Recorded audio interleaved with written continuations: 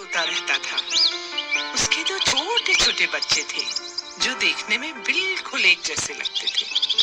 एक दिन जब मम्मा तोता खाना लेने गई, एक शिकारी धीरे से उस पेड़ पर चढ़ा और घोंसले से उसने दोनों बच्चों को उठा लिया।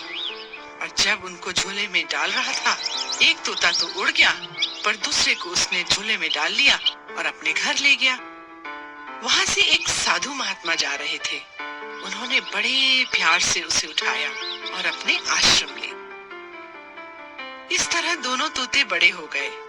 एक तोता शिकारी के साथ और दूसरा साधु महात्मा के साथ आश्रम में पलने लगा।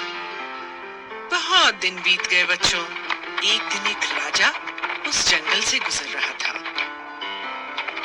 उसे एक आवाज सुनाई दी, मालिक, मालिक, आप तीर कमान उठाकर इस आदमी को तुरंत मार डालो।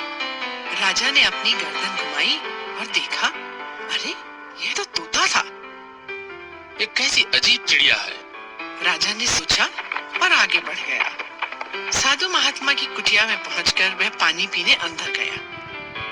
राजा ने अब दूसरे तोते के पिंजरे की ओर देखा। ये भी ऐसा ही तोता होगा जिससे मैं अभी मिलकर आ रहा हूँ। स्वागत है, स्वागत है, हे महान राजा, तुम्हारा इस घर में स्वागत है।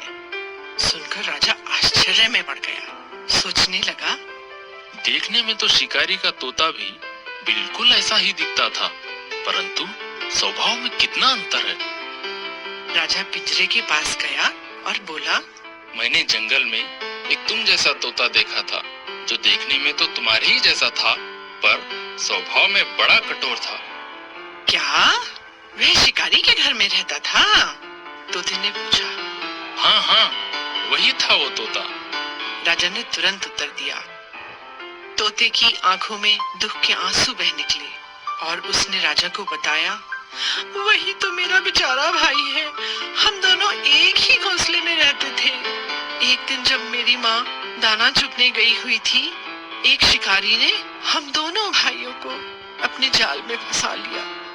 मैं तो बचकर निकल गया और मेरा भाई उसी शिकारी के पंजे में फंस गया। मेरा बेचारा भाई शिकारी के साथ रहकर उसके जैसा ही क्रूर बन गया, पर मेरे मालिक बहुत अच्छे हैं, साधु प्रवृत्ति के हैं, इसलिए मैं ऐसा हूँ।